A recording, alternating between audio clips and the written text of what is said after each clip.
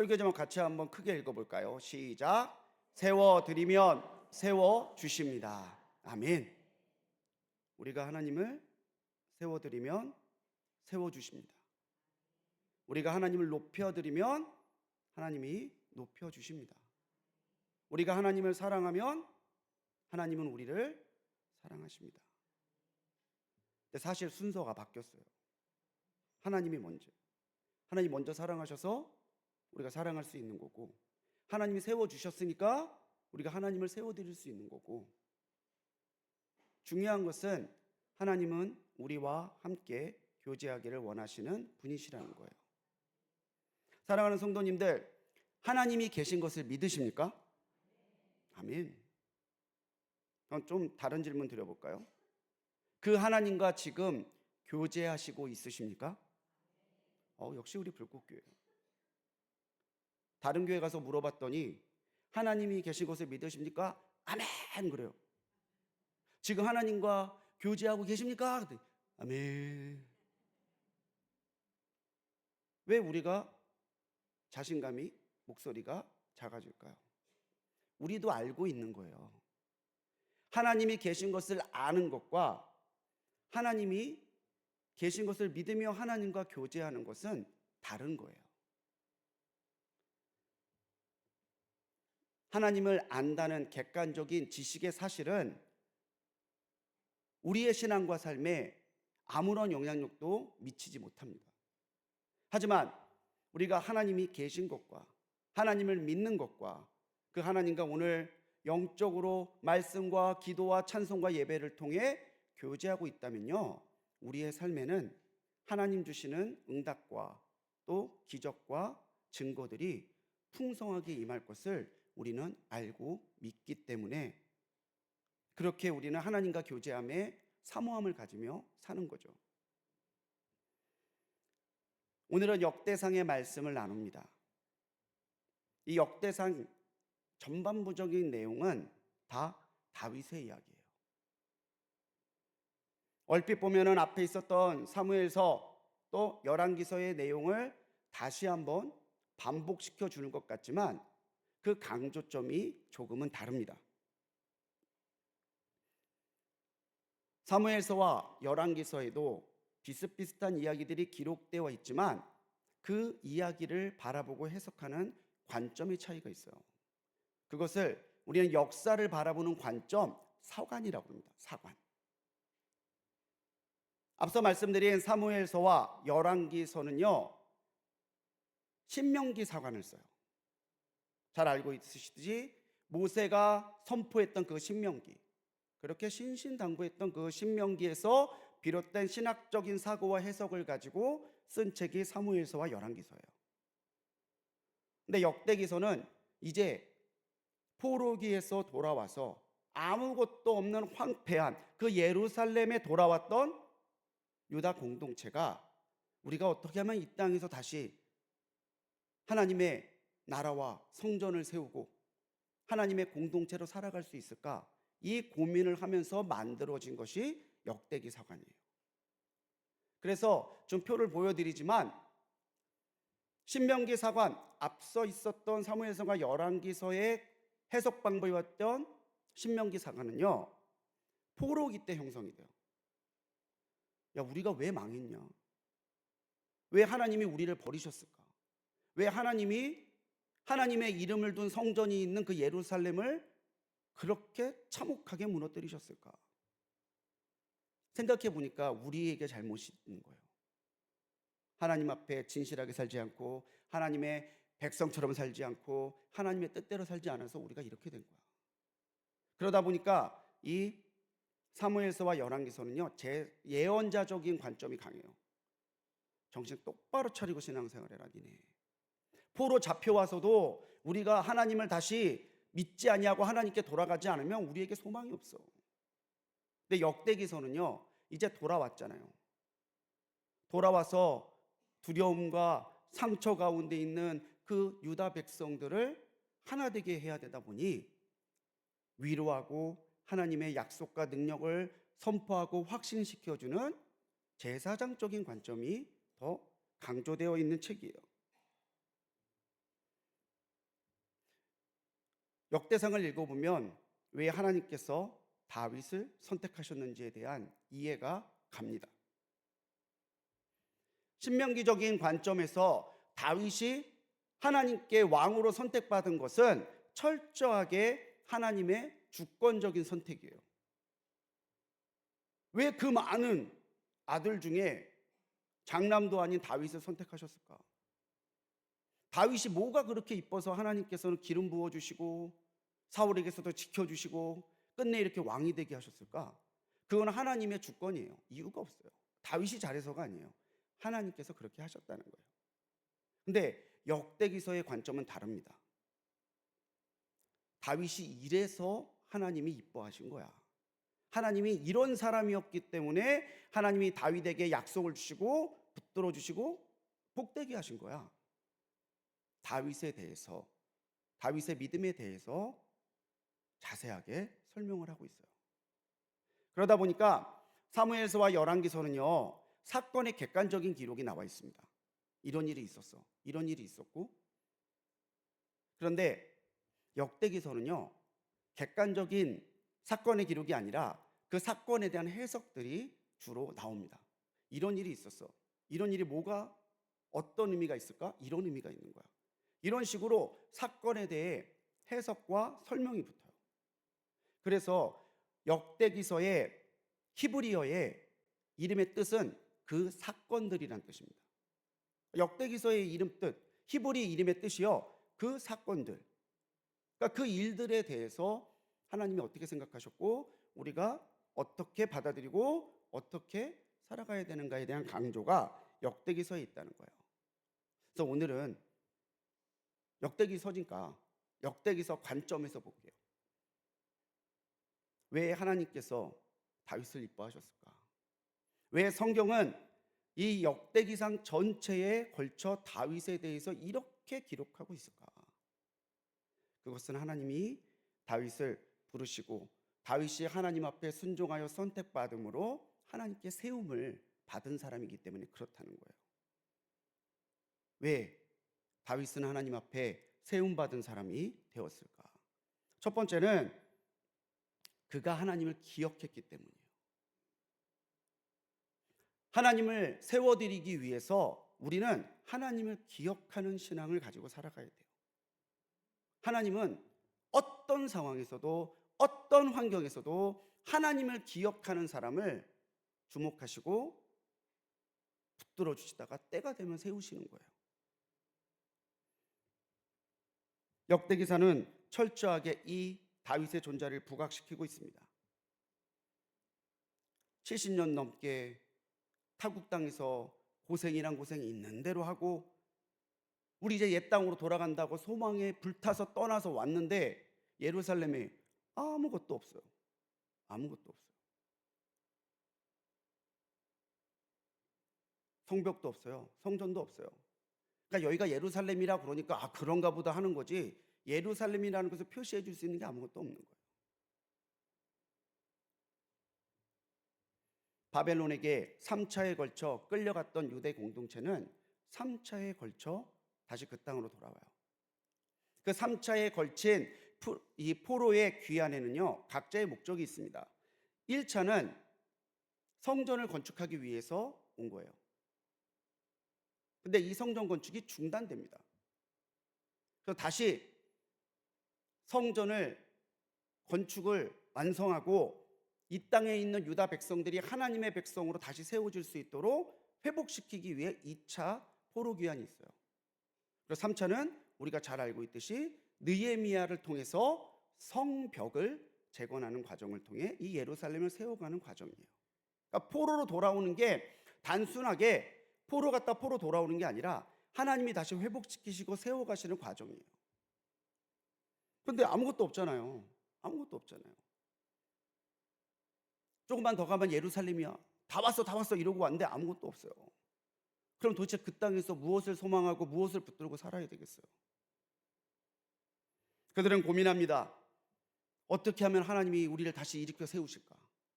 어떻게 하면 하나님이 다시 우리를 회복하실까? 아무것도 없기에 그들이 바라볼 수 있었던 것은 하나님밖에 없었어요. 사랑하는 성도님들, 내 손에 아무것도 없다고 좌절하지 마십시오. 때때로 하나님이 우리에게 결핍을 허락하세요. 그럼 우리를 미워해서도 아니고 하나님이 능력이 없어서도 아니에요. 우리가 삶에서, 신앙에서 결핍과 갈망을 경험할 때 그때 우리가 깨닫는 건 그거예요. 아, 하나님밖에 없구나. 하나님밖에. 그리고 나서 다윗을 봤더니 글쎄 다윗이 하나님을 잊어버리지 않은 사람인 거예요. 하나님을 언제나 어떤 상황에서나 기억하고 있던 사람인 거죠.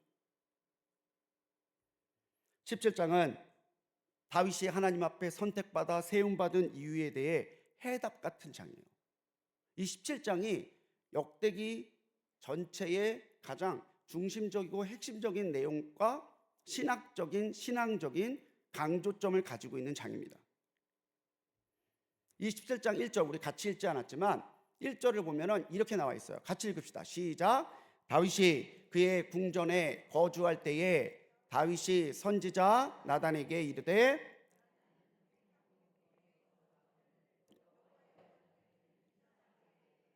아멘.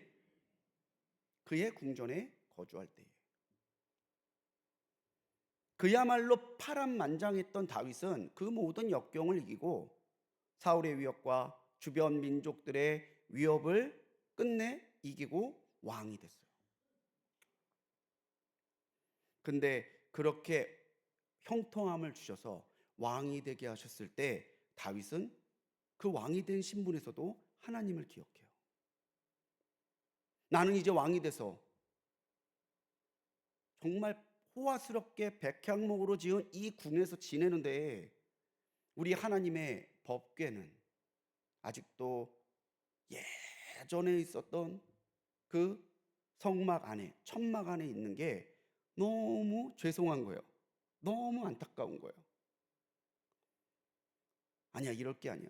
내가 왕이 된 거 하나님께서 주신 은혜인 건데 내가 하나님의 위엄과 하나님의 이름에 걸맞는 성전을 지어드려야 되겠다. 이 마음이, 이 소망이 다윗에게 듭니다. 여러분, 다윗이요 하나님을 기억했기 때문에 하나님께 세움받은 사람이라는 사실을 주목하시기 바랍니다. 우리의 환경과 상황은 바뀌어요. 오늘 좋았다가 내일 나쁠 수 있어요. 그렇지만 우리 하나님은 유일하시고 우리 하나님은 변함이 없으시고 우리 하나님은 지금도 살아계신 하나님이세요. 우리가 하나님을 잊을 뿐이지 하나님은 우리를 잊지 않으신다는 거죠. 포록이라고 하는 참담한 시기를 겪으면서 그들은 하나님을 잊어버렸기 때문에 내가 망했다는 사실, 우리가 망했다는 사실을 다시 한번 되새기고 있어요. 그래서 그 역사를 더듬어 가서 아무것도 아닌, 장남도 아닌 그냥 양치는 소년이었던 다윗이 하나님 한 분만을 기억하고 믿고 따라왔기 때문에 하나님이 세워주심을 받았다는 사실을 다시 되새기기 시작했다라는 겁니다. 우리가 다시 하나님의 백성으로 세워지려면, 오늘을 하나님의 백성으로 살아가려면요 절대 하나님의 그 사랑과 하나님의 존재를 잊어버리시면 안 돼요. 제가 요즘에 깜빡깜빡 하거든요. 금방 있었는데 없어요. 어디 갔지 찾으면 엉뚱한 데서 나와요. 가끔 양복을 입다가 주머니 이러는데 5,000원이 나와요. 는 거 잊어버리는 거예요. 가끔 어르신들이 저한테 그럽니다. 아, 목사님, 제가 이제 나이가 들어서 자꾸 깜빡깜빡해요. 예, 염려 마세요. 저는 20살 때부터 깜빡깜빡했어요. 우리는 그렇게 하나님을 잊고 살 때가 더러더러 있어요. 하지만 하나님은 우리를 기억하신다는 거죠. 그 사람이 어떤지 보려면은 어려울 때와 형통할 때를 비교해 보라는 말이 있습니다. 어렵다가 잘 되면은 으스대고 위세 부리는 사람이 있어요. 잘 될 때는 하나님 잘 믿다가 어려워지면 하나님 버리는 사람도 있어요. 그런데 어려울 때에도 형통할 때에도 한결같이 하나님을 기억하고 따르는 사람이 있어요. 그 사람을 우리는 하나님의 사람이라고 그러는 거예요. 다윗이 지은 시 시편 103편 17절 18절에서 다윗은 이렇게 선포합니다. 여호와의 인자하심은 자기를 경외하는 자에게 주신대요. 근데 하나님을 경외한다는 게 뭐예요? 그의 언약을 지키고 그의 법도를 어떻게 하는 자? 기억하여 행하는 자예요. 그래서 다윗이 하나님 앞에 이쁨 받은 거예요. 사랑하는 성도님들, 하나님을 잊지 마십시오. 하나님을 기억하며 사십시오. 형통할 때에도 하나님, 왜? 나를 형통하게 하신 게 하나님이시니까요. 어려울 때도 하나님, 왜? 이 어려움을 이기게 하시는 분도 하나님이시니까요. 우리가 이렇게 하나님을 기억하며 살 때에 하나님을 기억했던 다윗에게 왕조를 열어주시고 그 왕위를 견고하게 하시겠다고 말씀하시고 정말 그렇게 그 다윗의 왕위를 이어가게 하셨던 하나님의 은혜가 우리에게 임할 줄로 믿습니다. 다윗이 하나님 앞에 세움받았던 이유는요, 다윗이 하나님 앞에 순종하는 사람이었기 때문이에요. 순종. 자, 아까도 말씀드렸죠? 왜 이스라엘 백성들이 망해서 이방 땅에 끌려갔어요? 하나님 앞에 불순종했기 때문이에요. 하나님의 말씀대로 하나님이 모세를 통해 신명기의 말씀에 그렇게 하나하나 되새기고 주셨던 그 말씀대로 살지 않았기 때문이에요. 다윗은 성전 건축에 소망이 생기니까 자기가 믿고 따르는 나단 선지자를 부릅니다. 선지자님, 잠깐 왕궁으로 와주셔야겠어. 왜요, 임금님? 내가 긴하게 상의할 일이 있어요. 선지자가 왔어요. 나는 이렇게 호화로운 궁에 사는데 아직도 하나님의 법궤는 성막에 있잖아요. 우리 성전 지읍시다. 내 한번 기깔나게 하나 지어서 하나님 앞에 올려드려야 되겠어요. 아니, 하나님 앞에 하나님의 성전을 지어드린다는데 선지자가 반대할 이유가 없잖아요. 왕이시여, 마음에 드는 대로 행하십시오. 그러고 딱 나왔어. 나오는데 그날 밤에 하나님이 나단 선지자에게 말씀하시는 거예요. 내가 다 들었어. 다윗이 나를 위해 성전을 건축한다고 하니, 근데 너 가서 전해라. 너 성전 짓지 마라. 나단이 기록은 안 돼 있지만 내가 이게 응답을 제대로 받은 건가 의심했을 거예요. 왜 하나님의 영광을 위해 성전을 짓는다는데 하나님의 성전을 짓지 말라고 응답하실까? 4절 말씀에 나단이 들은 하나님의 음성이 나와요. 가서 내 종 다윗에게 말하기를 여호와의 말씀이 너는 내가 거할 집을 건축하지 마라. 예, 하나님? 건축하라가 아니고요? 건축하지 말라. 선지자는 순종해야 되잖아요. 어쩔 수 없죠. 왕에게 가서 전해요. 임금님, 제가 간밤에 하나님의 음성 들었는데 성전 짓지 마시랍니다. 왜 하나님께서 다윗에게 성전을 건축하지 못하도록 막으셨을까? 그 이유를 역대기서는 22장 8절에서 기록하고 있습니다. 다윗이 본인이 깨달은 본인의 고백이에요. 여호와의 말씀이 내게 임하여 이르시되, 다윗이 나에게 하나님의 말씀이 임했어. 너는 피를 심히 많이 흘렸고 크게 전쟁하였기 때문에, 내 앞에서 피를 너무 많이 흘렸기 때문에 성전에 걸맞는 사람이 아니야. 하나님이 그렇게 이유를 말씀해 주셨다는 거예요. 대신에 하나님은 다윗의 믿음과 다윗의 사모함은 받아들이셨어요. 그래도 네가 나를 위해 성전을 건축한다고 하니 이쁘구나, 귀하구나. 그래서 너 대신 네 몸에서 난 아들 솔로몬이 너를 대신해서 성전을 건축할 거다. 자, 솔로몬, 우리가 잘 알고 있는 지혜의 왕이죠. 근데 이 솔로몬 왕의 이름의 뜻이 뭔지 아십니까? 평안이에요. 샬롬이라고 하는, 우리가 잘 아는 평안이라는 단어, 이 샬롬에서 파생된 이름이 솔로몬이에요. 군인이고 피를 흘렸던 다윗은 하나님의 평안과 사랑과 교제를 상징하는 성전에 걸맞는 사람이 아니었던 거죠. 그래서 하나님은 대신에 샬롬, 평화의 사명을 가지고 너의 뒤를 이어 왕을 될 솔로몬에게 내 성전 건축의 사명을 맡기겠다고 약속해 주신 거예요. 나단에게서 이 말을 처음 들을 때 다윗도 서운한 마음이 있었을 겁니다. 왜 내가 짓게 해주지, 내가 지어서 드리고 싶은데. 그런데 다윗은 순종해요. 여러분, 하나님의 일과 하나님의 교회는 순종하는 자를 통해 이루어진다는 사실을 기억하시기 바랍니다. 어떤 사람이 하나님께 쓰임받는 사람이에요? 순종하는 사람이에요. 어떤 사람이 하나님을 기쁘시게 하는 사람이에요? 순종하는 사람이에요. 어떤 사람이 하나님께 세우심을 받는 사람이에요? 순종하는 사람이에요. 근데 아는데 순종이 안 돼요. 내가 하고 싶거든요. 내 계획대로 됐으면 좋겠거든요. 당장 지금 됐으면 좋겠거든요. 성경에는 하나님이 쓰신 여러 사람들이 나옵니다. 그 사람들이 다 완벽했던 사람은 아니에요. 결점도 있고 단점도 있었어요. 그럼에도 불구하고 그들이 하나님께 쓰임받았다고 하는 공통점을 찾으면 그들은 순종의 사람들이었어요. 불순종하는데 하나님 앞에 쓰임받았다는 사람은 성경에 기록되어 있지 않습니다. 여러분 한번 생각해 보세요. 사실 하나님께 성전이 중요할까요? 하나님이 성전 없으면 존재하실 수 없나요? 성전을 아무리 크고 화려하게 지은들 우리 하나님이 그 성전에 다 들어가실 수 있는 분이세요? 온 우주도 이 창조 세계도 하나님을 담기 어려운데 그 작은 성전 하나 지어놓고 하나님 여기 오시옵소서, 사실은 말이 안 되는 얘기예요. 하지만 그 성전에는 하나님의 존재와 권세를 보여주는 상징이 있어요. 거기에서 예배하며 하나님과 교제함이 있어요.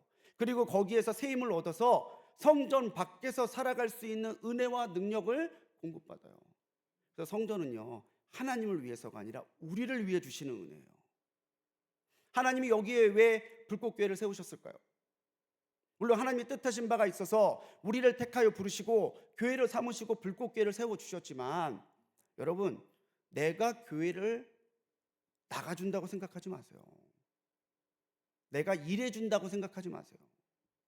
하나님을 위하는 우리의 마음과 믿음을 가지고 나온 우리에게 하나님이 주시는 은혜, 나를 위해 주신 은혜가 바로 여기에 불꽃교회가 서 있는 것입니다. 그렇기 때문에 우리는요, 우리의 생각과 상황이 아니라 교회가 보여주는, 성전이 보여주는 그 의미와 믿음을 내 삶에 살려가며 깨닫는 하나님의 뜻에 순종하며 살아야 된다고 하는 것이죠. 사실 그렇잖아요. 순종하지 않는 사람과 무슨 일을 하겠어요? 우리 선교 회장님이 우리 연녀선교회는 이제 이거 해요. 회장님 많이 하셔. 난 가. 그 사람과 무슨 일을 하겠어요? 인도자 속장님들이 자, 우리 속회는 이렇게 합니다. 갑시다. 그러는데 하기 싫어. 그리고 뒤로 빠져요. 그 사람하고 무슨 일을 하겠어요? 우리도 순종하지 못하는 사람과는 일할 수 없는데 하나님이 그 놀랍고 거룩한 하나님의 일을 순종하지 않는 사람에게 주시겠느냐는 거예요. 다윗은 하나님의 뜻에 순종해요. 그래, 하나님이 그렇게 하신다면 내 아들 솔로몬을 통해 역사하실 것을 믿습니다. 그럼 난 오늘부터 손 떼요. 아무것도 안 해요. 다윗은 그러지 않았어요. 어떻게 했어요? 솔로몬이 성전을 잘 지을 수 있도록 자기의 최선의 노력을 다합니다. 역대상 29장을 보면 다윗이 성전에 대해 자기가 어떻게 했는지에 대해서 기록하고 있어요. 힘을 다해 준비했대요. 건축자재들, 재물들 아끼고 저축해서 힘을 다해 저축했대요. 근데 3절에서 뭐라 그러는지 아세요? 이 모든 것 외에도 따라합시다. 내 마음이 내 하나님의 성전을 사모함으로. 아멘. 최선을 다해 건축자재를 만들었지만 성전은요, 물질로 짓는 게 아니에요. 뭘로 지어요? 3절 띄워주세요. 뭘로 지어요? 마음으로. 이게 그 당시 포로기에 돌아왔던 유대 공동체가 찾은 하나님의 해법이었어요. 우리가 성전을 다시 지어야 되는데 뭘로 지을 거야? 페르시아 왕한테 원조 받아서 우리가 있는 거 다 내놔서? 아니, 하나님의 성전은 하나님 앞에 정결해지고 하나님께 순종하는 이 마음으로 짓는 거야. 이게 유대 공동체가 찾아낸 해법이었어요. 사랑하는 성도님들, 순종하시기 바랍니다. 때로는 십자가 앞에 내 생각과 내 계획을 내려놓고 하나님이 허락하지 않으신다면 또 다른 길을 보이실 때까지 하나님이 허락하신다면 그 허락하심을 이루기까지 여러분 순종하며 따라가는 우리 성도님들이 되시기 바랍니다. 하나님께서 다윗을 세우셨던 마지막의 이유는요, 그가 약속을 바라보는 자였기 때문입니다. 하나님이 우리와 교제하는 방법은 약속이에요. 하나님은 아무 말도 안 하시고 펑 이거 이제 네 거, 그런 방법보다 내가 이제 너한테 이거를 준비해서 줄 거야, 그때 아멘 주실 줄 믿습니다 하는 그 약속을 바라보는 믿음을 하나님은 믿음이라고 여겨주시는 거예요. 아브라함 아무것도 아니었어요. 근데 하나님이 너로 인해서 놀라운 민족을 이루겠다는, 이 땅을 주겠다는 약속을 주셨어요. 그랬더니 아브라함이 그걸 어떻게 해요? 그 약속을 믿으니 하나님이 이것을 의로 여기셨더라. 할렐루야. 네, 우리가 하나님 앞에 세움 받으려면 하나님이 주시는 약속을 흔들림 없이 믿는 확신으로 살아가야 되는 거예요. 하나님은 성전 건축을 허락하진 않으셨지만 다윗의 믿음과 순종을 보시고 다윗의 왕위가 견고하게 될 것이다라고 약속하세요.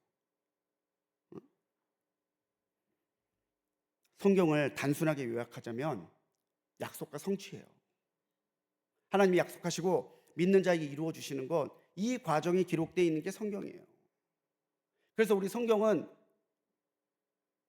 구약과 신약으로 기록되어 있죠. 설마 약을 먹는 약이라고 생각하시는 분들은 없잖아요. 오래된 약속, 그 사람들이 신실하게 믿어왔던 그 약속, 그리고 새로운 약속, 예수님을 통해 우리에게 주실 그 놀라운 것을 바라보며 살아가는 새 약속을 붙들고 사는 사람들이 우리예요. 그러니까 우리는 약속을 붙들고 살아야 그리스도인이 되는 거예요. 약속을 막 믿지 않고 약속을 믿는 확신에서 흐려지거나 멀어지면 진실한 그리스도인이 될 수 없어요. 하나님은 이 다윗에게 이렇게 약속하십니다. 11절 12절에서 보면요, 내가 내 아들 중에 하나를 세우고 그 나라를 견고하게 하겠다. 그러니까 나를 위하여 집을 건축할 것이고 그의 자녀의, 너의 자녀의 왕위도 견고할 것이다. 그러면서 뭐라고 얘기합니까? 나는 그의 아비가 되고 그는 나의 아들이 되리라. 하나님께서 약속을 바라보며 나왔던 다윗에게, 그리고 하나님을 세우겠다고 결심했던 다윗에게 다윗 당대에도 이 은혜와 능력과 응답을 주시지만 다윗에서 끝이 아니라 너의 믿음 때문에, 너의 이 순종 때문에 내가 너의 자녀들까지도 그 자녀들의 아비가 되어 이 언약을 이어가게 하실 거야.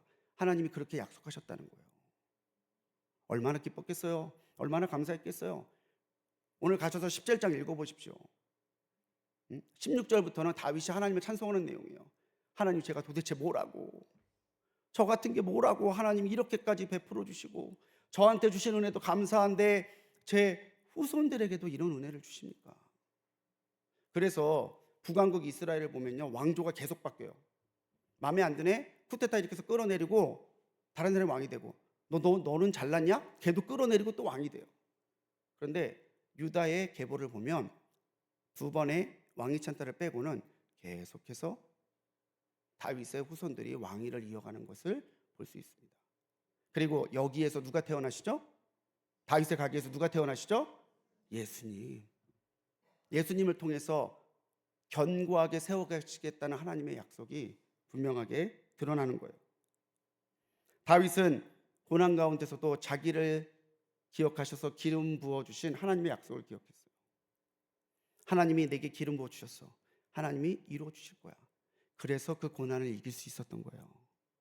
왕이 됐어요. 하나님께서 내게 이 왕위가 견고하게 될 것이라고 약속해 주셨어. 그래서 왕이 돼서도 하나님을 떠나지 않았던 거예요. 영상을 하나 보여드리겠습니다. 지난주에 정말 바빴거든요. 너무 바빠갖고, 우리 목사님들 전도사님들이 너무 바빠갖고 식사도 막 하는 도 많으면 빨리 하고 올라가서 일하고 준비해야 되니까 몸도 마음도 너무 지치는 거예요. 근데 그때 묵상했던 찬양이 있어요. 그 바쁜 와중에 위로가 되고 힘이 되더라고요. 우리 성도님들한테도 나누고 싶어서 들고 왔습니다. 한번 들어보시죠. 조금 느린 듯해도 기다려주겠니? 조금 더딘 듯해도 믿어줄 수 있니? 네가 가는 그 길 절대 헛되지 않으니 나와 함께 가자. 앞이 보이지 않아도 나아가 주겠니? 이해되지 않아도 사랑해 주겠니? 너의 눈물의 기도 잊지 않고 있으니 나의 열심으로 이루리라. 할렐루야. 여러분, 이거예요. 오늘을 살아갈 수 있는 힘은 하나님의 약속을 믿는 우리의 믿음에서 비롯됩니다. 하나님이 나를 세워주시는 기적과 응답은요, 나의 눈물의 기도를 잊지 않으시고 내 길이 헛되지 않다고 인정해 주시고 오늘도 나를 붙들어 가시는 하나님과 함께 갈 때 하나님이 주시는 은혜예요. 사랑하는 성도님들, 약속을 믿고 달려가는 우리 성도님들이 되시기 바랍니다. 오늘 역대상 읽고 또 읽어보십시오. 내가 다윗처럼 될 수 있다면, 내가 다윗처럼 쓰임 받을 수 있다면, 내가 다윗처럼 하나님의 집과 하나님의 일을 세우는 사람이 된다면 하나님은 기억하시고 우리를 세워주실 줄로 믿습니다. 왜 다윗의 왕권을 하나님께서 견고하게 세워주셨습니까? 그가 하나님을 기억하고 성전을 세우려 했기 때문이에요. 다윗이 하나님께 순종하고 성전이 세워지도록 최선을 다해 일하고 노력했기 때문이에요. 다윗이 하나님이 주신 약속을 바라보고 그것이 이루어질 것을 흔들림 없이 믿었기 때문이에요. 다윗도 흔들렸어요. 다윗도 힘들었어요. 시편 보세요. 다윗이 얼마나 구구절절하게 시편을 쓰고 있어요. 어느 때까지니까. 원수들이 저를 이렇게 핍박하는데 언제까지 두실 겁니까? 그래도 다윗이 시 끝편에는 늘 약속하시는 하나님을 믿고 하나님의 약속을 믿고 하나님의 약속이 이루어질 것을 믿고 다시 자기를 믿음으로 추스리고 일으키는 다윗의 결단과 다윗의 믿음이 있었어요. 사랑하는 성도님들, 오늘도 하나님은 우리를 세워주시는 하나님이신 줄 믿으시기 바랍니다. 그 하나님이 나의 하나님 되심을 믿으시기 바라요. 하나님이 계신 것을 믿습니까? 아멘! 했던 이 믿음이 하나님과 교제하고 계십니까? 에서도 변함없이 아멘! 이라고 대답할 수 있도록 다윗처럼, 정말 그 다윗처럼 하나님을 기억하고 하나님께 순종하고 하나님의 약속을 흔들림 없이 얻는 믿음으로 오늘을 살아가 세우시는 하나님의 은혜를 누리시고 세우시는 하나님을 깊이 만나는 우리 성도님들이 되시기를 주님의 이름으로 간절히 축원합니다. 기도하시겠습니다.